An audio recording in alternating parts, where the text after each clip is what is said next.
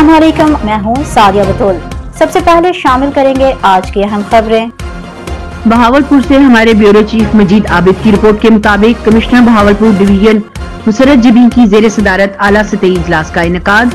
20वीं international Cholistan desert jeep rally के लिए traffic और सिक्योरिटी प्लान समेत दीगर इंतजामात का जायजा लिया गया। तफसीलात के मुताबिक कमिश्नर बहावलपुर डिवीजन मुसरत जबीन की जेर सदारत 20वीं international Cholistan desert jeep rally के बारे में आला सतही इजलास मुनक्किद हुआ। Deputy commissioner doctor Farhan Farooq और डीपीओ असद सरफराज की भी शिरकत।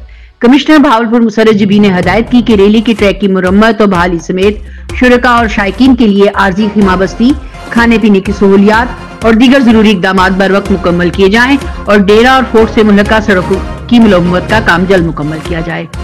उन्होंने कहा कि चोलिस्तान डेजर्ट रैली के साथ साथ एक कल्चरल फेस्टिवल का भी इनेकाद किया जाएगा।